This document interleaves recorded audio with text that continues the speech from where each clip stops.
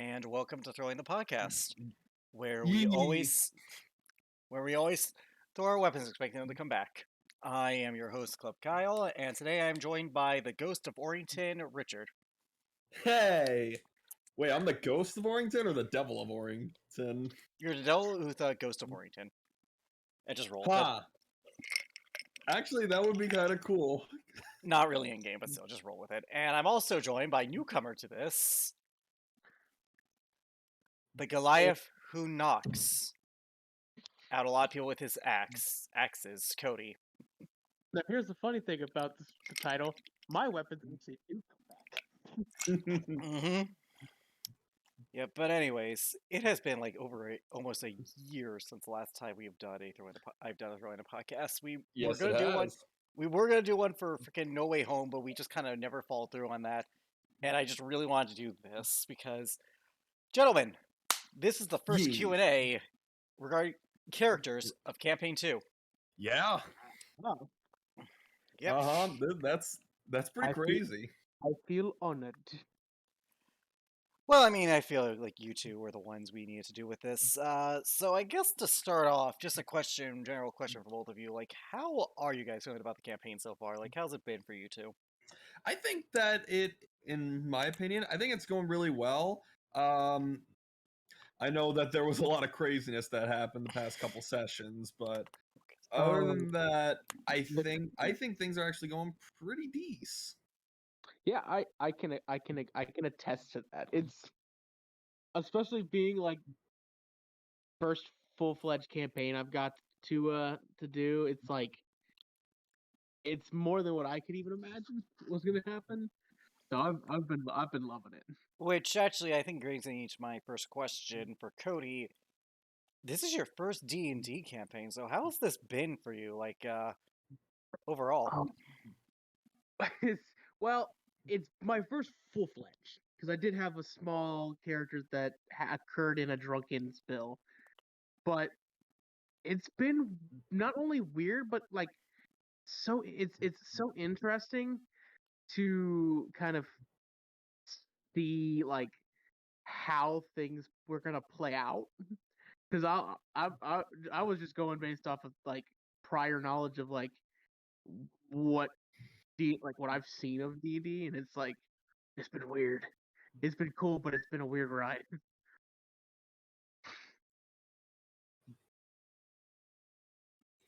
Okay, that's fair. Now, Richard, this is your second campaign in Shazamen. Like, I just gotta know, like, how have you been doing in this? I like the pace we're going at. I like that there is a little more choice involved with the story. Like, I know that with Shadows of Men campaign 1, there was a clear villain from the start, which was Arkham. A clear BBEG from the start.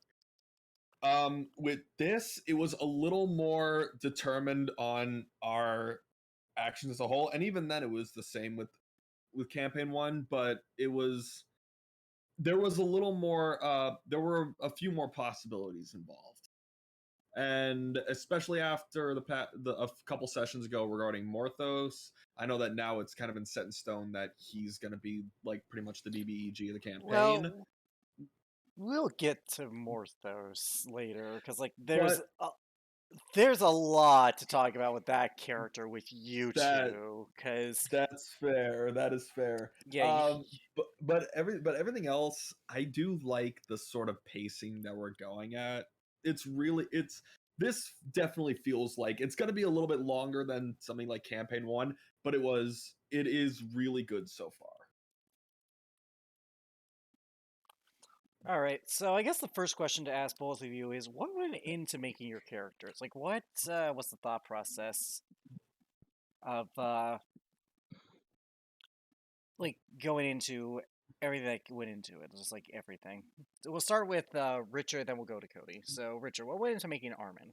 So with making Armin, I wanted to try a class that I hadn't played before, or at least started off with a class I haven't played before. So I was like, I'll try a ranger. Ranger being the the operative word there, because I know that recently I've kind of designed him more like a melee builded ranger overall. Um, However, regarding his race as Devilish ASMR, that was something that I had thought of for a little bit because I wanted to play test your homebrew Fiendish Asmar race. And I know that you kind of had demonic Asmar NPCs and Devilish Asmar NPCs in Arkham and Panan respectively in campaign 1, but you didn't really have any PCs. We started with Genevieve with her being a demonic Asmar, but we didn't have any devilish ones. And I was like, let me give this a shot. Let me try this out and see how things go. And so far, I kind of like how I've played him. But that was the thing, because you didn't really have any devilish ASMR PCs to DM or play as, so I was like, I'll give it a shot. All right, and Cody, what went into making Rodrick? Like, because I yeah, think it has to start with how I got into the group. Because I think what it was, when I met Richard, we started talking about D&D stuff, and they were talking about, I think he talked about how one of the players had pulled out, and I think he said he was going to be a fighter. So I was like, well, based on what I know, fighter would probably be the best way to start out, just for saying it's like the first full campaign, and I was like, I should start somewhere basic. Don't go jumping into the deep end just yet. and Goliath Fire just felt like a very easy concept. Well, it wasn't even Goliath fighter, it was just fighter in general, because the first iteration in my mind for Rodrick was that he was going to be the stereotypical human fighter. But I was like, no, like in my mind, like, because I love in TV and in movies, the big burly dude who's just a softie, who's a soft goofball, who's just that kind of person. And I was like, what kind of race can I play that's gonna be big, burly, but I can make it as a complete dork? And I was like, I saw Goliath, and I'm like, that that right there is gonna be fun. And it's like being able to like think of like the personality that I want the character to have, wanted the character to have it. Of course, in the beginning, and it's definitely changed just a smidge.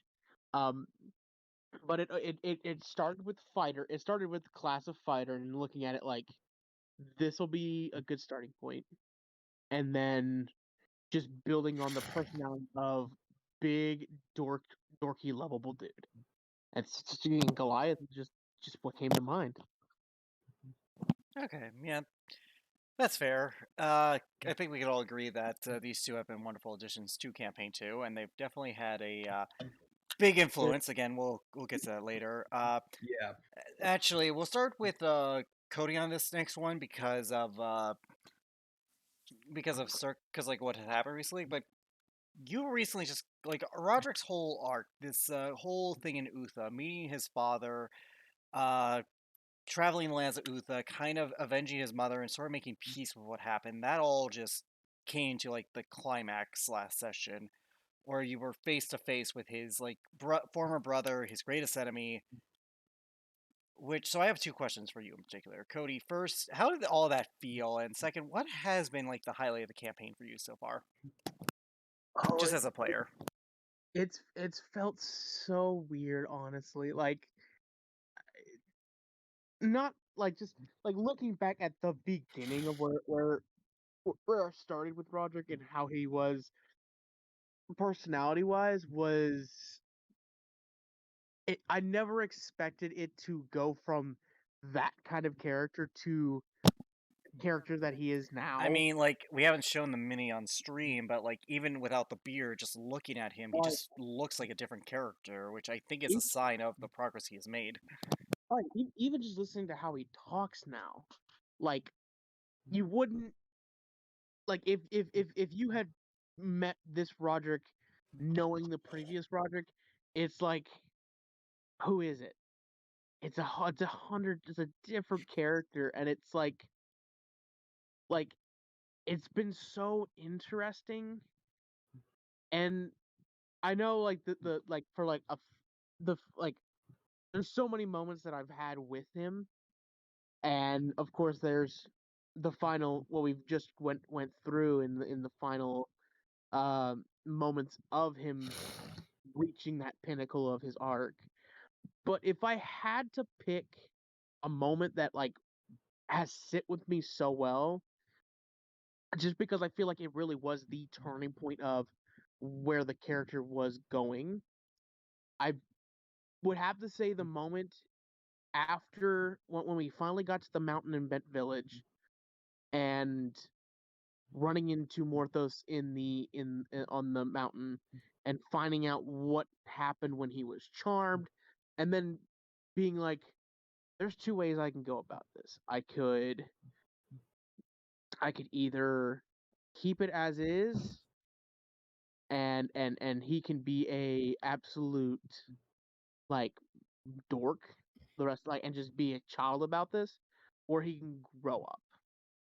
And knowing that his mom would probably beat the hell out of him, it was like, okay, it's time to nut up. It's time to nut up and shut up. And that's what that whole speech was like, being able to be like, I he's not. I don't want him to be this way. I don't want to be this way, nor does he want to be this way. And like that moment of the clear definition of it's a different time. This is a different person. He is growing, and the steps, this taking the first step up the ladder was like interesting. Was like probably my favorite. That's fair, and again, we'll get into that aspect of this later. But Richard, Armin has had a up and down aspect of his journey. We won't get into some of those details yet. Some we probably won't get Yeah. into at all. But Yeah. what has been some of the highlights of the campaign for you as a player? I think that the biggest, it's a tie for me personally, the highlight of his character. One was when we were in Tervorus's mountain and Lippia and I did the rite of soul cleansing. That was a really big moment because for the first time in probably his life, he felt quiet. He felt alone in his own head because Barial's voice had echoed throughout his mind for the 30 years that he's been around, and for the first time he could finally just be alone with his thoughts. That was a really big moment, and it's like one of the big reasons that he kind of just like broke down in tears at that moment with Lippia. The second was after the encounter with Hugo, when he wandered into the desert and he had that journey through the lair of the Ashen Wolf. Because that was another big moment where he realized that this group is never going to abandon him. They're never going to, like, even when he's at his lowest, these people, this pack will always be there for him. And that he finally began to understand that. Which actually leads beautifully, wonderfully into my next question. This is for both of you because you two have a unique sort of take on this, but your two characters, and the reason I want you together is that your characters weirdly have this weird brotherly bond that is kind of forged in spite of all, or maybe because of all the kind of shit you two have gone through and have caused. Like Yeah, it is weird to think about, but I just want your perspective on this brotherhood that's born between the two.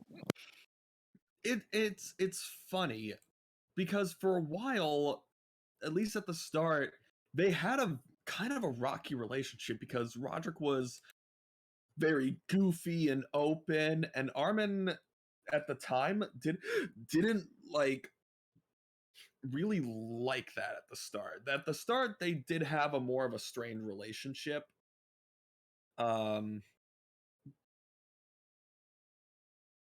I think that just over time, and especially at that steady pace that it did go at, they really kind of just forged this like this sort. Yeah, it really is just like this brotherly bond that, especially when he started to understand about Rodrick's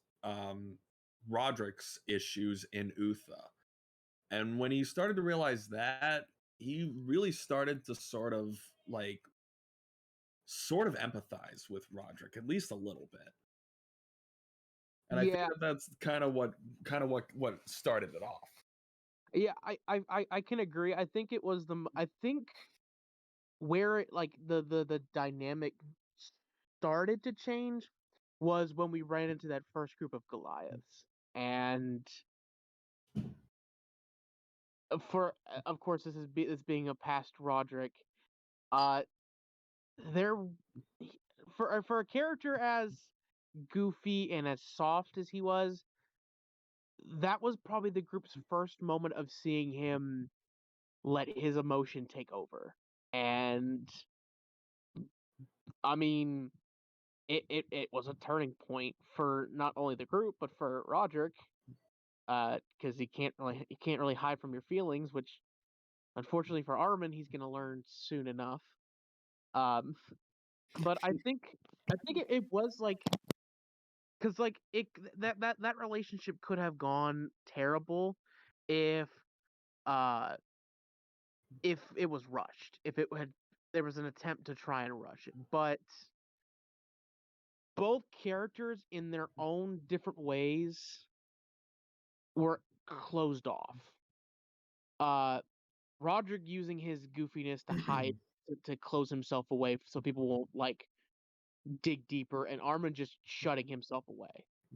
So like, and like, there I feel like the brotherly bond came from like that understanding of like, we may be different people, but where we came from, and the struggles we've come through are similar in some ways.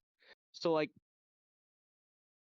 it really did lead to come from the, of course, strained and annoying relationship, because it's Roderick, and Roderick was an absolute like monster.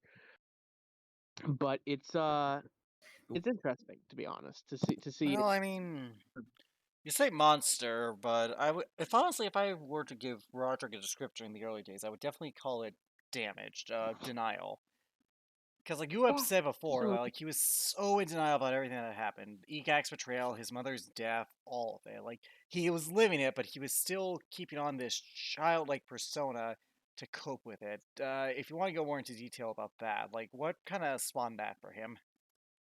Well, I think it I'm back. spawned from I think that personality of like being more childlike and kind of using that to hide his pain, stemmed from like, even when his mother was alive, he was still a bit childish.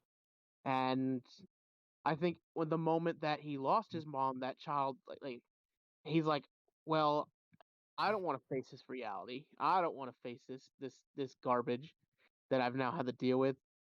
So I'm gonna be more like, I'm gonna be a kid. I'm just gonna be I'm gonna use that childlike image to keep people from really wanting to dig deeper and reach into the broken exterior. Uh and it just like, it was Roderick's defense mechanism. It was, if I act like this, no one's gonna ask why. They're just gonna assume that I'm an idiot. And it worked for a long time.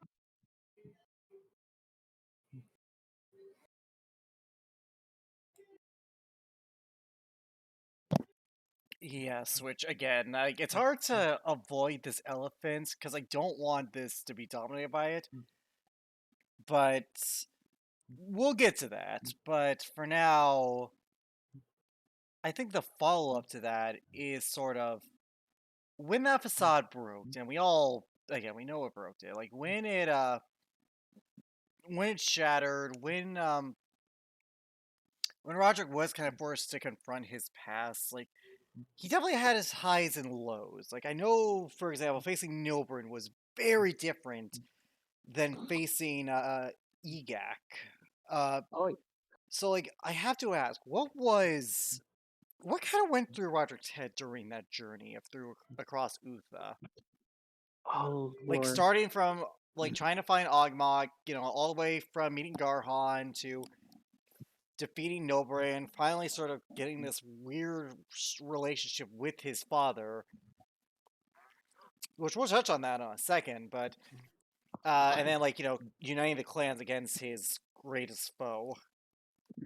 I I think he was, oh, he would, oh, like, I knew it would, eventually we were going to have to go and deal with his stuff in Uther, because if not, then it could lead to problems.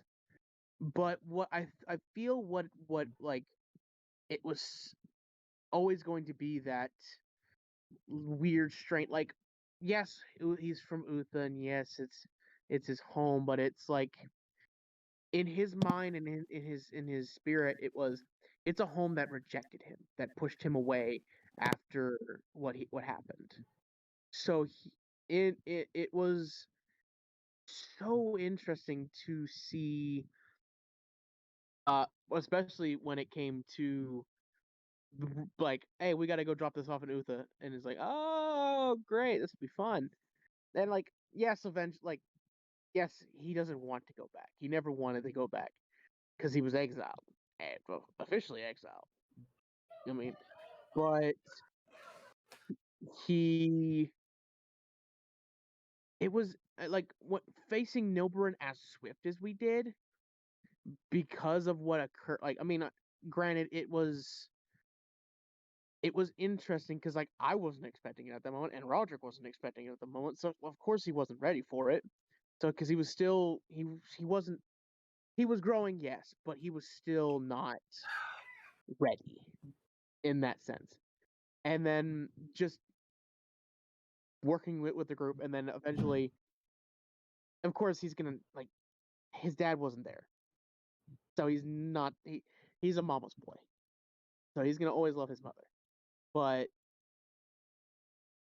seeing it, like, throughout, uniting the clans, is like he's the slow part of growing up, like realizing, like, well, hey, if you don't grow up in this situation, you're going to die. Your friends are going to die. So it was like going into Uther at first, you're like, oh, let's just get it over with. And then by the end of it, it's like, huh, I guess I had to come back. And it led to the growth as a character. And it was so much fun. Like, I Yeah, can't, like, I can't love it. which I can't ask Armin this without addressing this, so I have to address this now. Morthos, Yep. you two undeniably had the biggest hand in creating Morthos. It was Yeah. yes, Lipia made the plan to like that plan that got her and Armin captured, but Roderick was the one who stayed captured. Yes. And I And feel on that the BBG came from a decision that I made. well, it wasn't even that. It was So just it'd like be the fact that you guys couldn't escape without leaving someone behind, and Roderick just chose to be that mantle, and then that just it has been explained, but it bears reiterating. Roderick's wisdom was not great. So and that fiendish charm from a campaign lasts 24 hours. Meaning that he had Yes. 24 hours to gather all types Everything. of information from you. And Yes, because it was a facade. So Oh yeah, And and with that, understand. Morthos definitely played on your guilt and sort of still resentment. So, how was that from going from aiding Morthos to staying against him? Because you did say earlier that was kind of where his character growth started to like really shift. So I'll leave the floor to you on this one. I I because in that moment when that occurred, when I was like, I'm like, because and I I want to say it just came out my ass, but it came from something that I would do. If my friends were going into a place alone, I'm like, no, that's not fucking happening. I'm coming in too. And I was like, this is 100% what Rodrick would do, especially thinking about Goliath society and how they were raised. But like no, the instant that we got in there, I'm like, okay, we're gonna get out, we're gonna do this, and that moment of just like, oh, they got out, good. Oh, I didn't get out. Okay, this should be fine. They won't do anything. And then the Cambion trick, and I was like, ooh, this is gonna come Oh back to shit. bite me. Like this is gonna come back to bite me in the ass, won't it? And sure enough, I That's mean, exactly what happened. it and it and unfortunately and fortunately, because it did lead to more growth, he it broke trust. It broke a lot of trust in the group because Anya, like Armin and Olympia knew that he was like, get out, I'll be fine. But I think when Anya got involved in like the way that Anya went through like dealt with it, it was like I was like, oh wow, this is gonna be harder than I anticipated. And especially being charmed and being told you're gonna kill your friends. Ah, well, that's That complicates things. shit. I I mean, yeah, complicate things is an understatement because I have said this so many times. I don't know if I've ever said it on stream, but if I have, I'll reiterate it. If I haven't, I'll say it here. Morthos was never planned to be this presence in the campaign.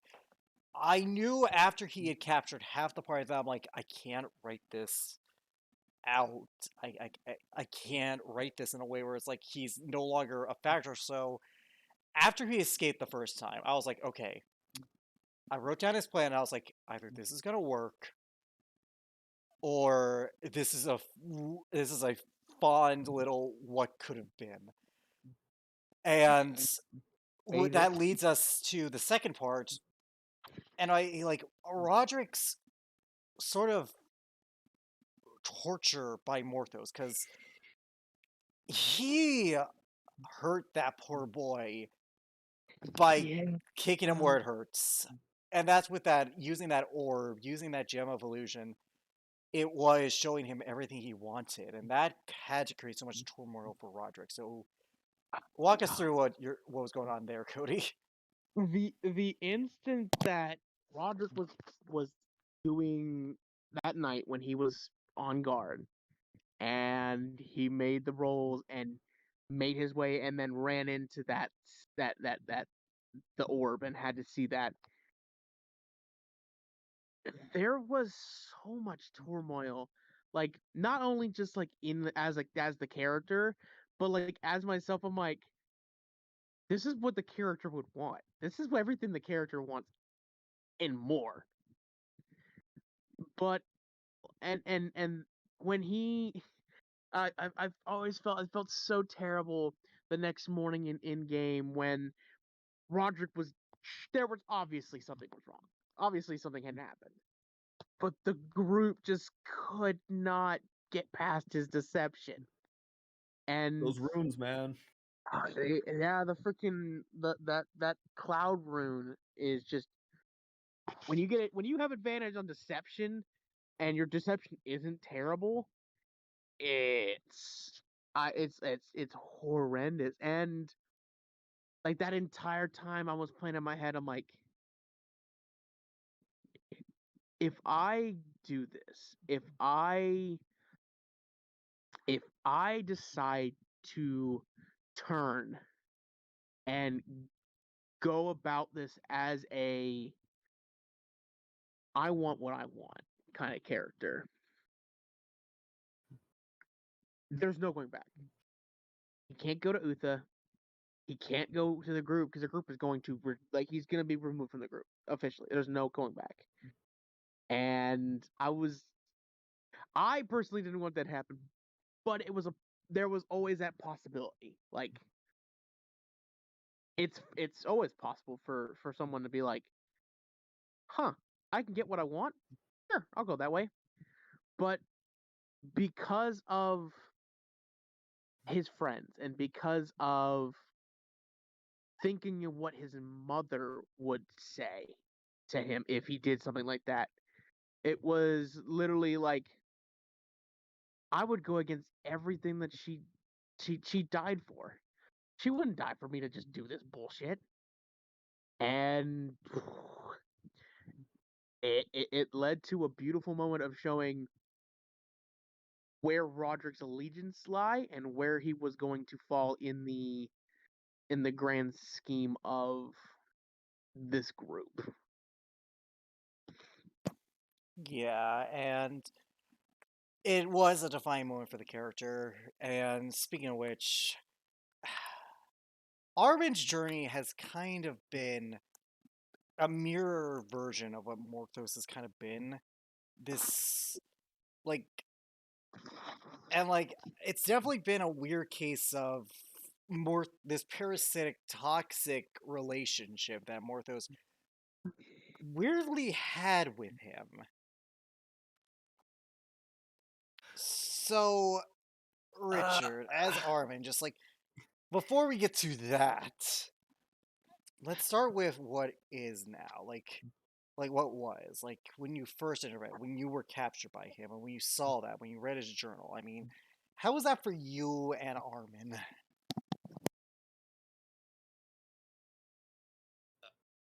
Morthos is convinced that Armin is exactly like him. And Armin, like, in game, doesn't believe that. I know that for a time, I had played it where it could have seemed like that.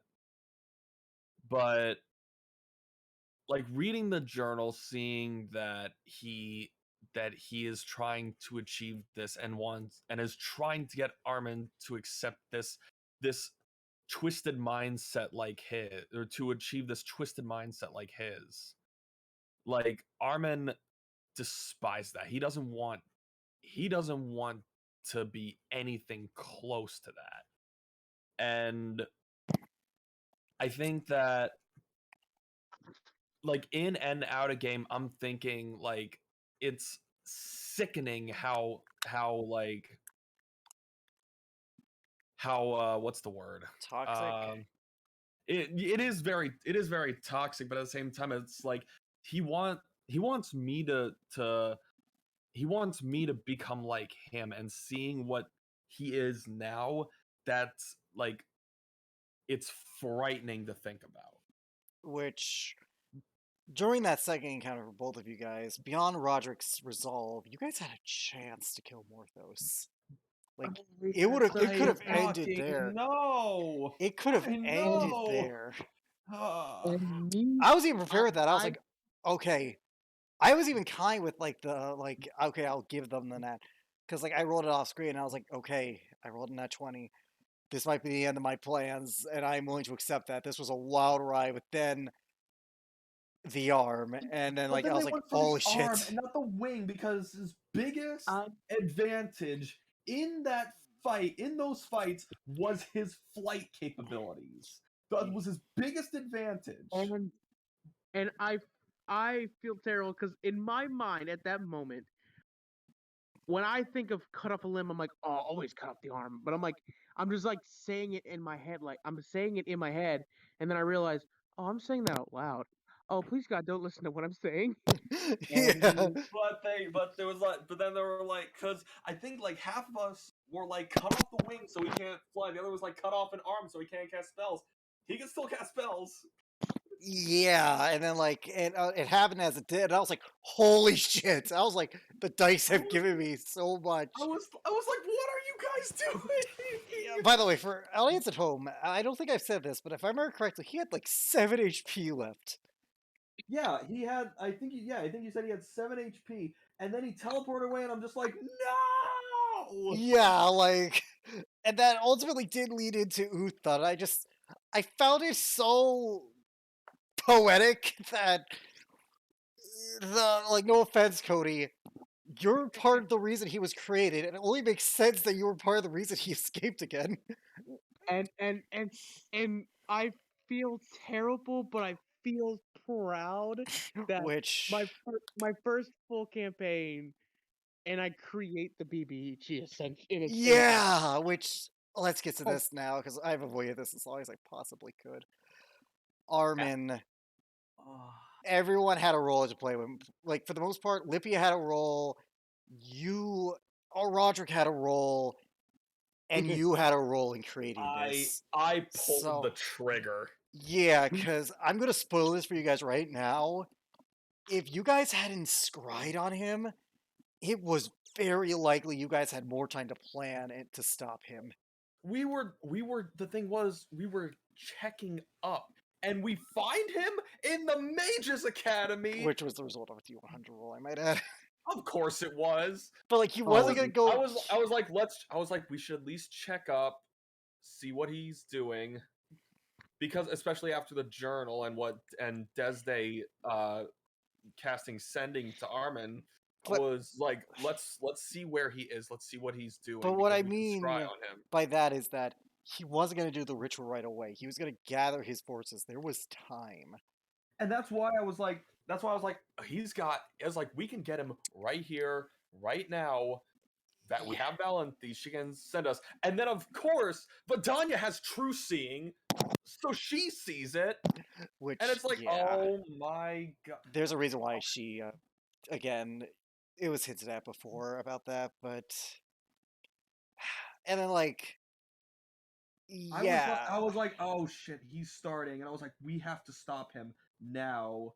Because now he And then, knows. like, And I at was that just point, the like, session was. I'm gonna say this 100%. I had some stuff planned. I had things in the works, but for the most part, a lot of that session was improv on my part, taking my notes and ideas that I had written down, and it was just like, okay, it's a race against the clock. You guys have got to play this smart. You've got to think this through. And then, like, eventually, you're like, okay, we can wait a day. We can get Valentine. I was like, okay, he can get the Knolls in that time. Like that's all he could get. Like originally he was going to get some members of the Silent Death. Like you actually were going to encounter the Acolyte in what I had originally planned. oh my. Well, we would have lost. Actually, The you guys Acolyte would have been probably would've fine. killed us. You guys would have been fine. Keep in mind, I know the stats, and last time you counted them, you guys were level 3. Oh, You were Jesus level 8. Christ. Yeah, you guys were level 8 now, so like there was a big difference. Yeah, Here's the especially 'cause thing, we had it's we just had because, time. especially because we had just fought an adult red dragon. Well, you had a could- long rest in between that. That's what I mean. It's just like we couldn't have just gone there immediately. We couldn't have gone to the mountain immediately. So No, like we would not be prepared to deal Like- with an adult red dragon, possibly the Acolyte and Morthos all at the same if you time. guys We had would've been stayed to help rebuild and help with the damages, I would have ended this session there, like out of this. I would have been like, okay, and then I would have prepared one hell of a gauntlet. But you guys went at it, and I was like, okay, we're gonna keep this going. There was no way I can end this with a to be continued. So you guys pushed through. You guys fought your stuff. Morthos, he knew how to get to Armin. That's why he told the Knoll that, because he knew the Knoll was gonna say it as crassly as possible. He knew that the Knoll was gonna make you pissed. And then when it finally came time to the chamber, I was like, okay. My heart was racing. I was like, this is the moment that will decide everything.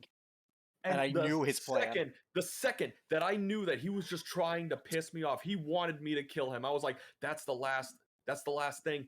Out of game, I knew that. In game, Armin was too in his own head and filled with rage that I could not justify what happened at that moment.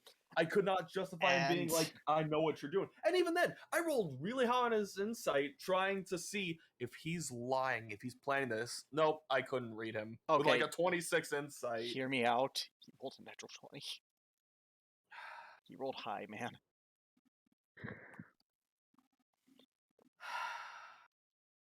It's just like at that moment, that was like the one time that I cannot pull the it's what my character.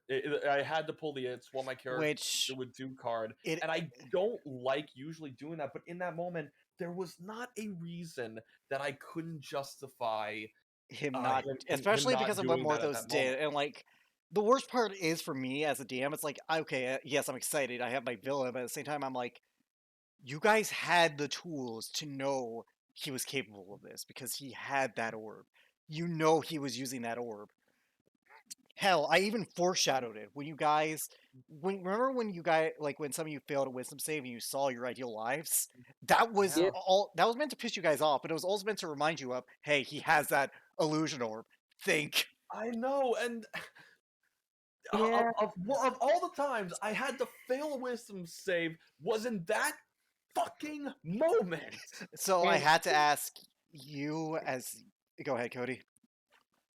well, I was gonna say like as soon as you hit us with the I need a wisdom save from everybody, and I'm like, he's using that damn orb, and I'm like, I know. okay, remember it's just fake. He's just trying to get in your head. Stay focused. And unfortunately, Armin, it was like, Just that oh, whole thing pissed me off because I had to play how he would have, and there were so many things I could have been like, he's lying. He this is just a trick. He wants me to attack him, and the and I just couldn't in that moment. I'm so Yeah. infuriated Which at it. I it's fair. Like I mean, but the same. and You go ahead. I was gonna say, and it's like as soon as Anya failed the grapple to try and keep you pinned down, Oh, I literally looked up. I was like, should I? Yes, you should. Like, You could. I and was he's like, pinned down. stop him! Stop him! I was like, should I use it? And I'm like, ah. And which in time, I was like, you had already said he's gonna attack him. I'm like, oh, fuck, I just spoke up. which again, it leads to the ultimate essence of Morthos's triumph. Like what he said. Like again, I want to make this abundantly clear to everyone listening. I did not plan this. I did not know what was going to happen that session. I was so nervous, and I was like, okay, this could be the end of Morthos. And if it was the end, I was like, they stopped him. That's great. I had the ritual plan for so long. Like, one of the things I'm surprised my players didn't do was try and see if there are any copies of the ritual. Yeah. Because, like, if you guys had found stuff, you might have been able to, depending on how high you rolled, you might have found exactly what pertained to it, or enough about it to draw context clues of, hey, this is what could assault, this is what he wants. But you guys didn't. You guys went in, and Armin, you stabbed him in hate, and he won. So I need to I'm know just out of game and in game, how was that? Like, what was going through your mind and what went through Armin's mind? Because this created such a in defining moment for him. out of game. I'm so furious that a combination of dice rolls and just me having to play how he would react. Like, I'm so furious that What were you happened. furious Like, exactly with? Were you furious with me as a DM? Were you furious at the situation? Like, what was going? I'm furious at the situation, but I'm more furious that I had to play Armin like I would play Armin. The one, like, the time that I have to do it's what my character would do, and it creates the BBEG. Yeah, and ultimately that is a factor here, and like, it's unfortunate because like there are moments where we just play our characters as we would play them because we can't meta it. Like I know for me, one of the biggest ones I did that I like, I hated out of game was Garrick. Like picking up that weapon, killing Talric, and dying, because that could have been it for Garrick. And yeah, like I would have felt bad because like I really loved playing Garrick, and I was like, okay, this might be his end. But it's what he would have done. So like it's one of those cases where we just kind of have to play the characters because we can't just cheat. And that leads me to what was going through Armin and Roderick's head when Morthos did succeed. Horror, There, extreme shame, and guilt. Well, there was horror for Roderick, but then there's in like like always, especially in that recent moments for Roderick, he stopped to think, "Oh God, Armin's not gonna like." He instantly thought of Armin. Like, we need to get out of here. We need to leave because if Armin stays here, his mental state's going to deteriorate quickly because Morthos is going to keep talking. Well, We need to get the fuck he out would of just here. kill Morthos would just kill him at that point, and that's why like at that moment, Armin was just frozen in horror at what he just did. which that session, like considering what had happened earlier, which I don't want to get into too much details, but that session was just kind of a, and this was not planned. Like still can't believe how much of a fuck you Armin that session was because of everything that happened. Oh my god, Everything that happened. That session was just beating him down like while he and was like down. and half of that, like most of that wasn't even me. That was other character stuff. Yeah, Yeah, And then it's the ultimate ironic twist because like you guys had the tools and like suddenly now that whole ending journal thing becomes a lot more prosthetic. But not only that, Armin just like he just like kind of proved Morthos right in that moment. and the sad thing is, I guarantee it hit. I know it hit me the moment that we got there, and he was like, with when we got there, and like Armin was getting attacked a lot. I'm like fuck, poor Armin. like he was getting physically and mentally just beat down. Like that Knoll drained half his health in necrotic damage with one And, fucking hit. Uh, and the it literally I think he into took the I think he took the red dragon's breath. Which Uh, again, you had a long rest in between that. yes, but at the same time, the whole talk with Omen, and Which I then don't want to get into too we're not much. going to, and then that, like that whole session was just kicking me while I was down. Yeah, like I couldn't write for that. Keep in mind, again, that was all improv. Like narratively, it works like fucking poetry because, yeah, from the start of that session, everything felt off, and by the end of it, it's like, oh shit, Yeah. and like I feel bad for you guys because I'm like, oh, you guys could have figured this out. Why did you rush this? Why didn't you research? Well, because I wasn't even planning on us rushing it. Like I was like, okay, let's scry on him. Let's see where No, he I'm not talking is. about that part. I'm not talking about that part. I'm talking about after that part. Like when you guys were in Julatin, you guys had time. You guys could have like because you guys, thanks to Celica's Sandcrawl, you guys had so much more time than you would have.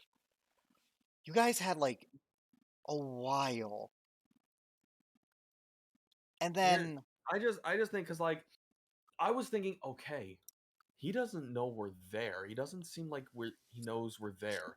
We can teleport there right now and get the drop on him. And then we see Vidania's eyes looking and twitching. I was like, oh no, she sees it. And then he teleports. And I was like, oh my god. which to be fair, even if you did get the drop on him, the dragons were already clearly in proximity of the city.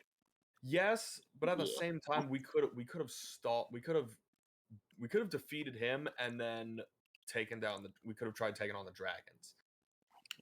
I don't know, and the only reason I don't know is because he still did have the captain there. He had Elton, so there was that aspect of it.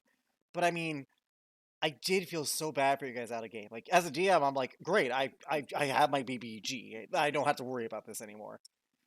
And now he's doing fuck knows what in Avernus. Yeah, I know. He's probably building an army against Bariel to take over. I mean, Yeah. Doubt it. assuming, or he's going the social route. I mean, remember there is a hierarchy. Maybe he's just worming his way up. Like you really don't know, but like, yeah, like, and like it is weird talking to you two about this because I think you two are the biggest factors in creating what Morthos became, and And I'm so pissed off because in that moment, I like when we were in that temple, he was like, it didn't work, and I was out of game. I was like, he is bullshit lying. I know exactly what he's doing, and then the motherfucker makes the illusion of his father's skull, and in that moment, I knew that was an illusion. I know he's bullshitting, but out of game, I know that. In game, I he's too agree. in his own head. Even with the insight, I failed, and I did not know he was I'm surprised. bullshitting. I mean, to be fair, I'm surprised you didn't roll like an Arcana or like someone else roll an Arcana or anyone cast detect magic. Or Well, I don't have detect magic. You don't. At Other the people time, did. I know at Yeah. that time I was lost in my own head, so I couldn't really think straight. And I knew as soon as he was mocking me, as soon as he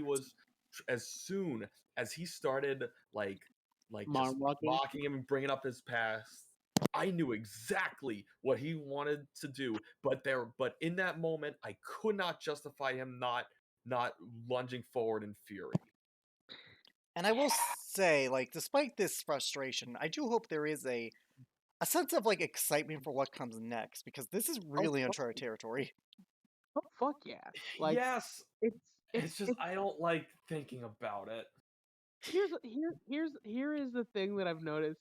Like that moment, yes, like the entire group was obviously and understandably annoyed. But like out of game, I was like, this is gonna be fun. Just because like the idea of the group's actions have created their the big enemy for the campaign, and I'm like, that's kind of cool to me. Like we created this. Yes, it sucks to say that we created this, but we created this, and it can only get better. I mean, yeah, because I mean, like, despite your frustrations, despite the fear of like what could happen, I know you well enough, Richard, to know that you are excited to take him down. Like, I know you want to, and I know you're I still having want to fun in the game. I want to take him down. I'm just annoyed that a big part of creating him in the first place was because of me. And it happens. It really does happen. Oh But yeah. I mean, that's just D&D. Like, we kind of create our own villains. Like, I mean, I made no secret of this. Requiem was never meant to be in the main campaign. I know that.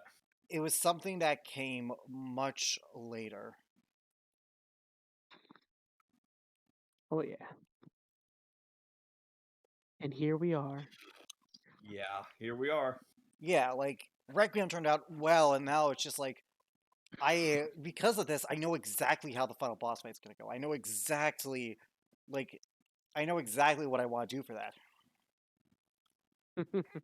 And I am excited as fuck to see it. I am too.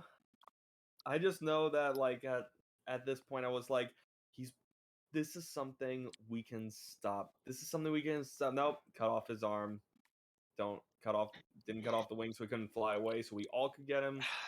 Okay. Like, I think like the worst part about Morthos, and I can understand this from a player perspective. This is the last thing I'll say on this. It's not that he won. It's that the player decisions let him win. That you can't even blame the DM. It's like, oh fuck you, DM, you rigged this. No, it's everything the players did builds up to this. Yeah. It's not that he won, it's that we lost. Mm-hmm. That's But kind I of the mean, best way to put it. Like, And Yeah. that's the real way to put it is the worst part. It's just that we like we he we didn't made win, we just lost. And Yeah. in terms of D&D, I don't, and I know it happens. I don't like losing because then it makes the whole session just feel bitter, and Like that session in particular just felt bitter for me. And After we ended stream, oh the I pain. think all of us needed like a break. We were like, I'm stepping away. I need to get a drink. Like Jacob was annoyed. I think Snow there was annoyed. was some out of game stuff with Jacob, but like you guys, But yeah, like, overall. and don't get me wrong, if you were annoyed mostly at me, I would be able to take it, but And it was more annoyed with ourselves because Yeah, we and I can't take that. but like yes, like in that moment I'm like, this is terrible, I feel like shit. But then out of game, like afterwards I was like, huh, there I helped. is that excitement towards it, and that's what I love about D&D. Even the failures that players make can create such fascinating roads to travel. Oh yeah. Oh yeah. Because like, And the triumphs, because and I the mean, reason, yeah, oh, the triumphs, like me, the triumphs are all the more sweet after you fail. oh yeah. Well, that like what I mean, like in like the sense of like this may be like something we talk about later, but like facing Nilbern when we did was like it changed who we were going to be seeing, and it's like stuff like that. Like it's gonna happen. Stuff like we're gonna win weirdly, we're gonna lose weirdly, and it's like that we can't do nothing about it. We can just go with the flow. And the flow took us down a stream that has rocks.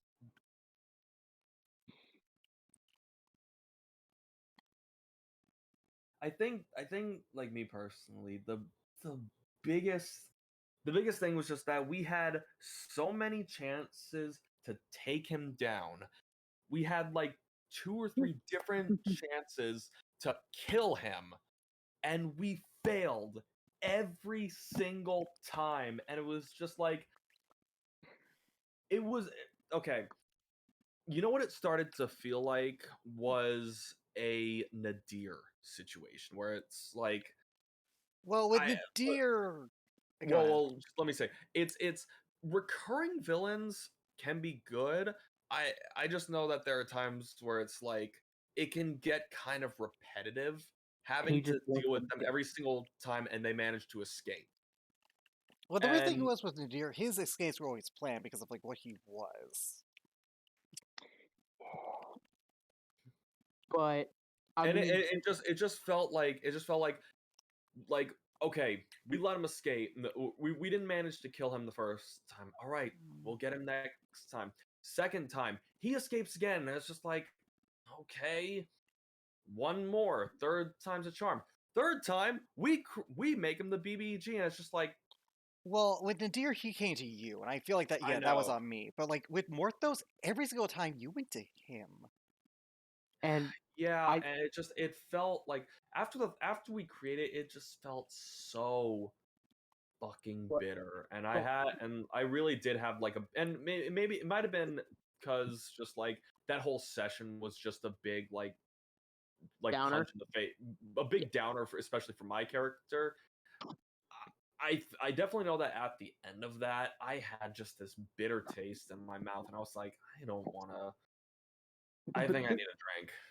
this is for me. Yeah, I was pretty pissed off, but then I'm like thinking like, oh, when we end up killing him, it's gonna be so. Yeah, which, like, okay, like, just like to go into this, a villain like Strahd. Strahd was always that villain who the module leader says, how about interact with the players as much as possible? Let the fear and dread go. I kind of agree with that for the extent of Barovia if I didn't think Strahd was such a fucking simp. Yump. But with something like Morthos, like that was always my happy ground, when like the party chose to go to them. When the party chose to like go and be like, hey, we're here and we chose to see you. Like when the DM like has to plan for them arriving. I feel like there's something great in that, especially if the villain gets away, because you can't blame the DM.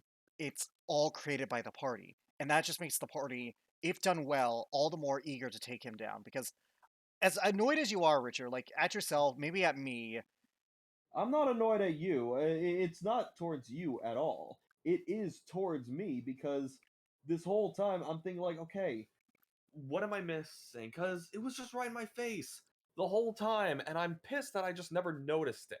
Like, that's what gets on my nerves. Just that, like, I'm, I am, I am a person that tends to take a lot of things at face value, and I try to understand the deeper meaning behind them. I just don't at times, and especially looking at his journal, I was like, what the fuck am I missing? What am I missing that And back that at it again. and it just felt like after that session, I was like, I and like it's fair, we all make mistakes. But again, like Cody said, the build-up for this guy has become so strong and prolific that now it's sort of a you got when you kill him, it will be better than like killing Arkham or Requiem because Arkham you guys didn't technically hurry. Like the plan was set in motion well before you guys joined the campaign. For those who are wondering about Arkham's plan, I made his plan before I knew who my players were. I knew what he used the three wishes on. And I was just like, okay, I have to gamble here. If my players don't catch on, there's your BBEG, and this is the final boss fight. And if they do, oh boy, then I know how to think about who I'm going to make the BBEG now. But in this case, I went in without a plan. I was like, okay, I have these villains. Let's see what sticks, and let's see who the villain is. Morthos came in, and it was just like well, half the party's captured now. How can I? He's kind of too big of a figure. Okay, plan. And then like everything you guys did just kind of helped build up to it. And like that's the worst part.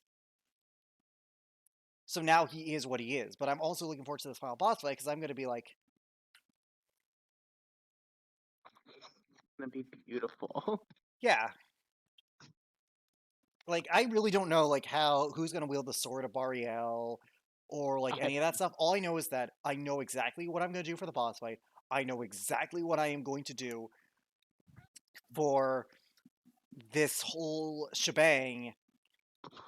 And yeah, I think like the biggest and like I will never have a Morthos again in my D&D career. And I think what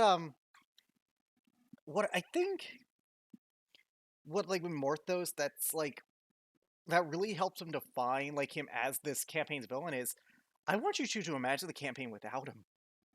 If he had Yeah, died the first time. it would. I have no idea what would happen. Richard? it would definitely be different because then it really does have you thinking like, who would the BBEG be?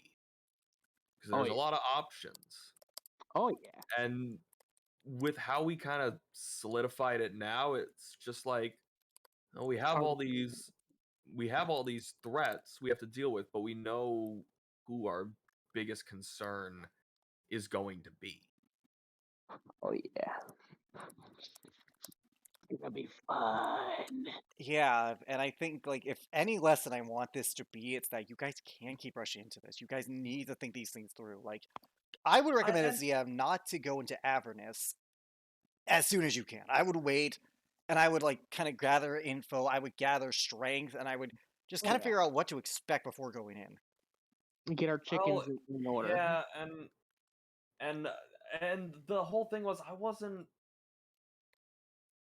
This is why I don't like This is why I don't like having that more upfront role with Armin, because there are times that I rush in, and I wasn't even thinking of rushing in at that point. I was just like, let's check on him. Let's see where he is, what he's doing. And of course, we find him in the Mages Academy, and that's like, he sees us. He's like, well, I'm gonna have to pick things up. And I was just like, oh god, we've got to deal with this. Oh yeah. And that's when I was like, all right, we've got to stop him. And Which then I'm imagining okay, like not to take away from this, but I'm imagining the timeline where Valentine didn't get a long rest between teleportations, and you guys had to wait like 4 hours while dragons roamed free in the city. Yeah.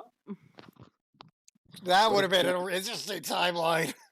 I didn't Oh even plan for that. I was yeah. just like, okay, yes, she would want a way back, so she's gonna show up. Oh yeah.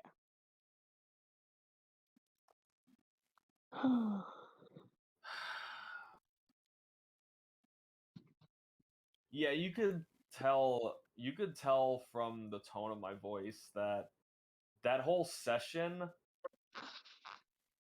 it just felt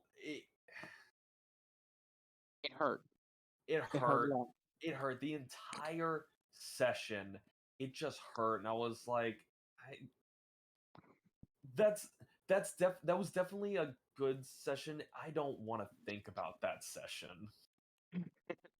It's a session that occurred, It's a and session that like you regret, but it's a session that it's unforgettable. And like um, I don't want to make this all about Morthos because like again, like I do have some more like a couple more questions to ask you guys, but I think like to close this off, all I can really say is that I am proud of what has happened, horrified at what has happened, but I'm excited because it leads to so many elements of development for both of your guys' characters. Like Rodrick, oh he's the one who kind of started this. So like he's probably been dealing with this guilt silently. He's just been choosing to help Armin instead. And Armin, he feels like a fucking monster. Like in that moment, he felt like the same kid who burned down that church by accident. Except this That's time, kind of exactly what he thought. well, except this time he did it on purpose. So like it made the issue kind of worse. But this time he has a support group, thankfully.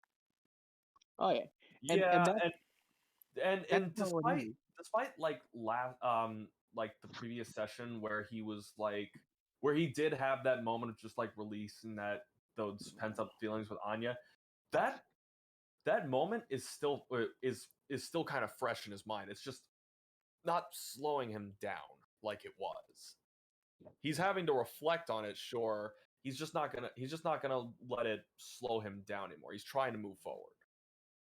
and that you said it perfectly. I in that moment I knew like there's no way Roderick's gonna like he's like he Roderick felt and still feels like if Dog I shit. did if I didn't do what I did, Armin wouldn't be in this position for himself. And Yeah. but he's like, I can't be mopey either. I need to be here for my brother and my friend. So he's like, uh, he's doing what he was doing before. He was hiding the pain, but for a better reason than what he was doing before. He Well, wants it's to I don't know help. if he's hiding the pain or he's just trying to make it right. Because like hiding the pain means you deny it. You're not doing what you did before. You're just trying to make it right this time. He's just putting it in his back pocket. Like, well, we're gonna deal with that. Yeah, but I think that is appropriate to close that portion of this off because we spent longer on this than I would have liked. Yeah. Changing topics though, the last kind of area question I had to ask is following that because you guys were in Utha. Armin was going through shit because of this. Roderick also was still owing up to his responsibilities, but he was still thriving. And I have to know, for Armin in particular, how was it getting to know Luna more? Because she's also kind of a victim of Orrington. It's very interesting seeing that even because he figured when he met her understood that she is who she is, that Orrington really doesn't give a fuck about who you are. They just care about what you can do, and that's what Armin despises so much. And like that, and seeing that this is another person who is just a victim of Orrington's grab for power, he really he really he really admires that she does hate Orrington, but he's also sort of intrigued because, and that's something he's gonna ask about, next session, which is despite her hatred for her family, despite the torment her mother put her through, the sensory deprivation as a way of trying to bring out any possible innate power. Because yeah, she can't cast magic at all, not even through magic She items. can't, yeah. So seeing that, what intrigues him, and he's gonna ask her about next session, is why she still wanted to save her sister. A sister that she never really even met to begin with. Yeah, Yeah. and she can't even say like she can't even say that it's like to get recognition from the queen, and it's like, if that's the case, then why didn't you introduce yourself? Why didn't you give your real name? Anything. He wants to know why she did what she stayed. She scouted the prison for so long, waiting for us to help, and at the end, why she didn't say who she was to her sister. He wants to know the reason. Yeah, like Luna was a weird one because like she was introduced as a band, and I was like, okay, if you guys run into her again, then you guys are gonna be like, okay, we're gonna change the perspective. And I have to ask you, Cody, just because this was your story. Like even with the detour of Morthos, it still played into your story as Rodrick. It, all So you like, how was it confronting Egak? What did you think of Egak as this villain, this force, the great destroyer of Utha, if he had won, and like how was it fighting him the last time? Because fucking hell, Anya's um, Sentinel gave you that kill. and Yeah, yeah, it did. I will never be able to like not like be like ecstatic about that because it, it, it was interesting because if we hadn't dealt with Nilburn when we did, if we hadn't gone with the situations and dealt with what we were doing, that fight would have gone that interaction when we first ran into them at uh Vanoth Yeah, would have been a totally different situation. Oh my god, yeah. Like because like and then realizing what Egak was trying to do to Armin, when he was vulnerable. Roderick's mentality was no touchy. Well, I mean, I look, will Egak. say, Go ahead. I got bullied in that fight. Yes, Egak, yes, you did, and that was Egak's point. Because like the thing about Egak, he might not be like the book smart, but he is like battle smart. Because like it was oh yeah, shown like through his actions and like what he was doing. He used slave labor to make these like to get these materials. He was going to use the daughter of Orrington, the one she actually cared about, to because she was cause magical. war. Like yeah, to cause To a ignite a war, war. to unite a war, all for more power. Like, and not only that, his plan. It was like I even introduced. Do you know why the reason I introduced the young dragon like I did? It was to establish they had a barrow speed. Yeah. Like if you guys had thought that Oh yeah, through, I would have been like, okay, yeah. I forgot about that. Yeah. And and and I can't lie though. Us not knowing that led to a great like beginning to that battle. Like, oh, it's not real. Oh wait. And I still can't like. It's still hard to fathom the scale of it all.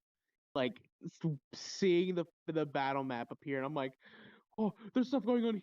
What, my brain was like, there's so much going on. Wait, focus. We need to kill things. I put so much effort, but like, yeah, like how was that? Like Egak as like this villain, this character and villain, and the final fight, like getting that final blow.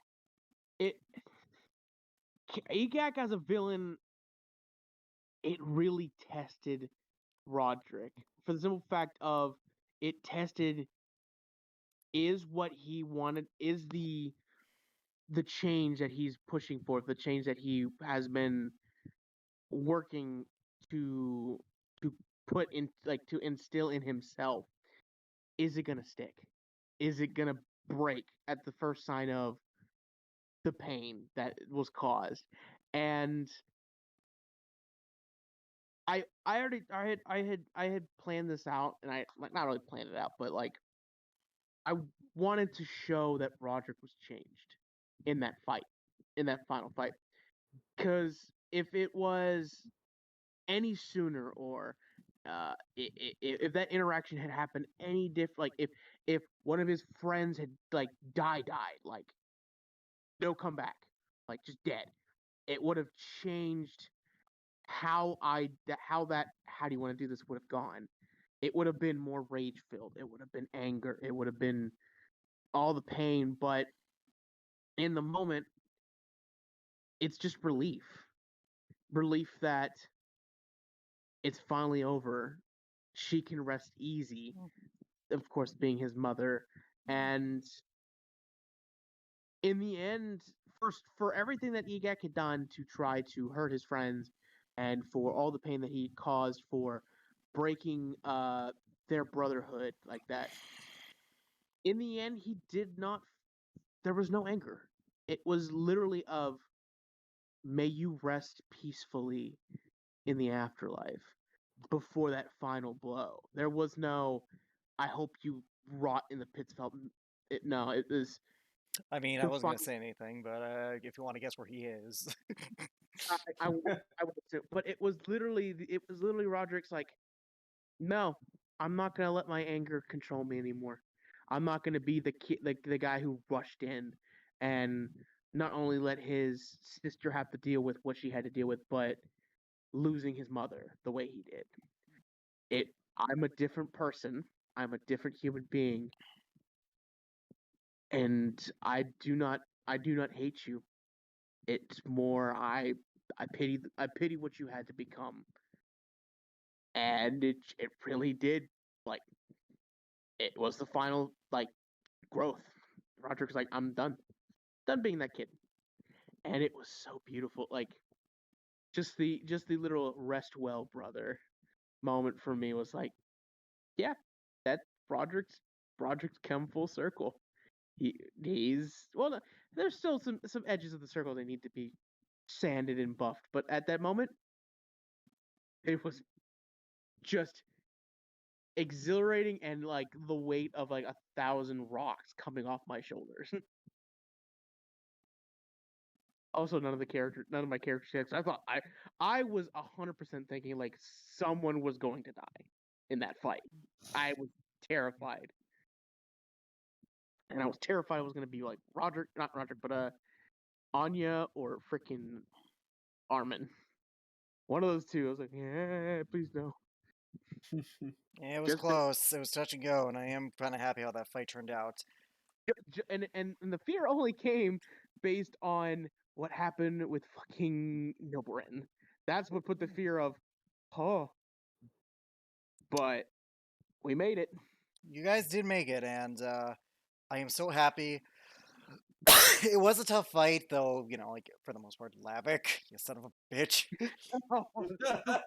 Yeah, but Lipia, the luckiest. oh my god. Oh Lord. It was beautiful.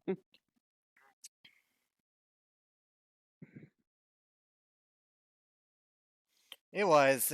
I can't deny it. It's like Oh, I'm annoyed, but I'm You also can- really happy. You can hear the disappointment in his voice from Lavik. and all the dice used in that, and for those natural ones, just got put in the dice channels. Like, you stay there for the rest of the night.